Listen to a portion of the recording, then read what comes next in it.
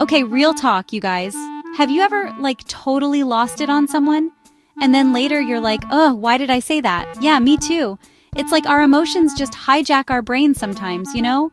And it can be the worst in school. Like 1 minute you're fine, the next you're freaking out over a test, or a friend drama, and suddenly you can't even focus.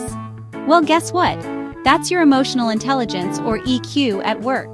But the good news is, even if you're feeling like a total emotional mess right now, no judgment, I've been there, you can actually learn how to manage this stuff. So in this video, we're gonna break down what emotional intelligence, why it's like 1,000,000 times more important than your GPA, for real, and the actual practical steps you can take to boost your own EQ. Okay, so first things first, let's define this whole emotional intelligence thing. Because I don't know about you, but when I hear emotional intelligence, I kind of picture like someone who meditates on a mountaintop and never gets stressed, which, let's be real, is not relatable. Emotional intelligence is actually way more practical than that. It's basically your ability to, be in tune with your own emotions, understand what other people are feeling. It's about recognizing when you're feeling stressed or anxious or happy, and then figuring out healthy ways to deal with those feelings. High EQ means you can actually see what those apps are, close the ones that are stressing you out, and open the ones that make you feel good. Think about it. You could be the smartest person in the room, but if you can't communicate your ideas effectively or work well with others because you're always having a meltdown, it's not going to get you very far. Okay, so we've established that emotional intelligence is important, but why does it actually matter in the real world, especially for students? Well, buckle up, Buttercup, because this is where it gets good. First of all, EQ can seriously impact your grades. I know, it sounds crazy, but hear me out. When you're stressed or overwhelmed, it literally becomes harder to think straight. Your brain is basically like emergency system overload, and everything just shuts down. But when you have good emotional intelligence, you're able to manage those stressful feelings, which means you can actually focus in class, absorb information, and, not have a mental breakdown every time you have a test. Second, EQ is basically the secret sauce to healthy relationships. And no, I'm not just talking about romantic relationships, although it helps with those too, obviously. I'm talking about friendships, family relationships, even your relationships with teachers and classmates. People with high EQ are better at communicating their needs, listening to others, and resolving conflicts in a healthy way. They're less likely to get caught up in drama, and they're better at building strong, supportive relationships.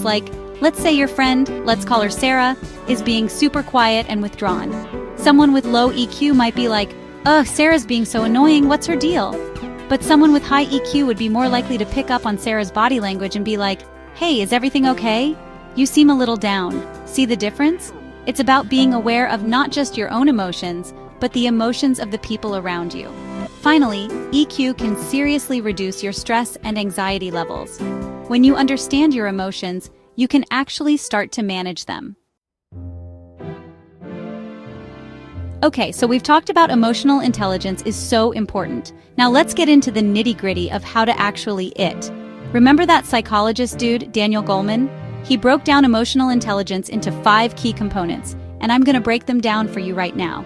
First up, we have self-awareness. This is basically the foundation of emotional intelligence. It's about being able to identify and understand your own emotions.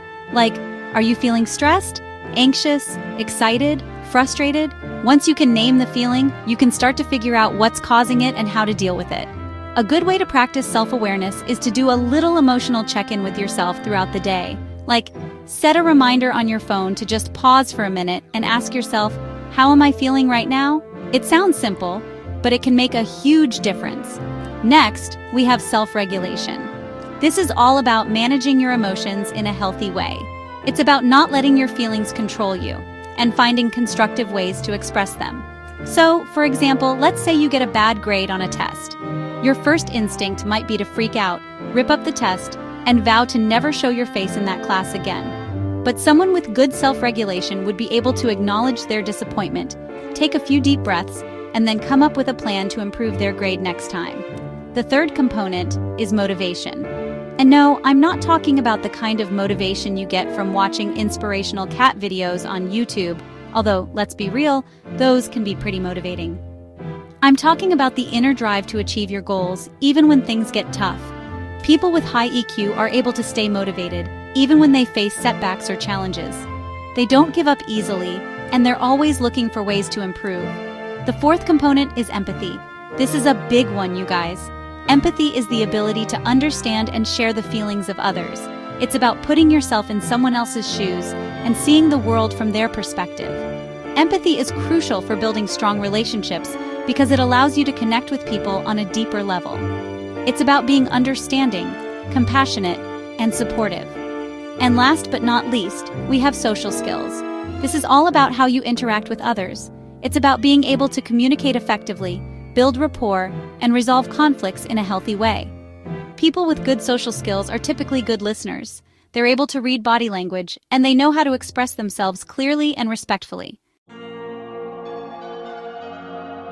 Okay, I know what you're thinking. This is all great, Emma, but I'm a student. I barely have time to sleep, let alone work on my emotional intelligence. And I get it. Being a student is busy AF. But the good news is you don't need to go on some crazy meditation retreat or anything to start building your EQ. There are actually a ton of small practical things you can do every single day to start developing your emotional intelligence. And the best part? They're actually pretty easy. One of the simplest, yet most effective things you can do is to start using I feel statements. So instead of blaming others when you're upset, you're always leaving me out. Try expressing your feelings in a more constructive way. I feel hurt when I'm not included. It might seem like a small change, but trust me, it can make a world of difference in how people respond to you. Plus, it helps you take ownership of your own emotions, which is always a good thing. Another easy hack is to just check in with your emotions throughout the day. Like I mentioned earlier, set a reminder on your phone to just pause for a minute or two and ask yourself, how am I feeling right now? And don't just focus on the negative emotions either. Acknowledge the good stuff too.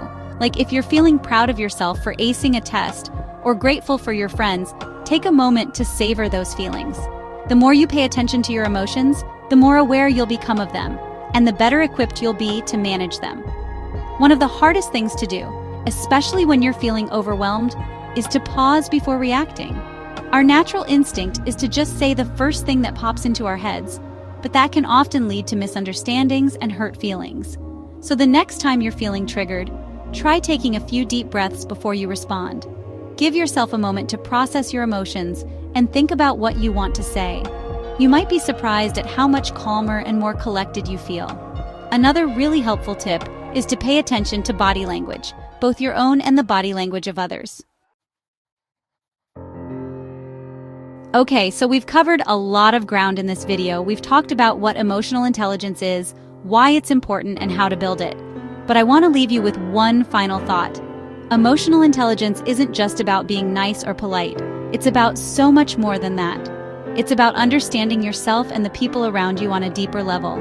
It's about building stronger relationships, communicating more effectively, and navigating the ups and downs of life with more grace and resilience. When you develop your emotional intelligence, you're not just learning how to manage your emotions, you're investing in yourself. You're giving yourself the tools you need to succeed in all areas of your life, from your relationships to your career to your overall well-being. And the best part? It's never too late to start. Emotional intelligence is like a muscle. The more you use it, the stronger it gets. So, if you're ready to level up your life, start by incorporating some of the tips we talked about today. Because when you invest in your emotional intelligence, you're investing in a happier, healthier, and more fulfilling life. Alright, you guys, that's it for today's video. Hopefully you found it helpful and maybe even a little bit inspiring. Remember, you can't always control your emotions, but you can learn how to understand and manage them in a way that serves you. If you enjoyed this video and want to see more content like this, make sure to give it a thumbs up and subscribe to my channel. Until next time, stay true to yourself, be kind to others, and don't be afraid to feel your feelings.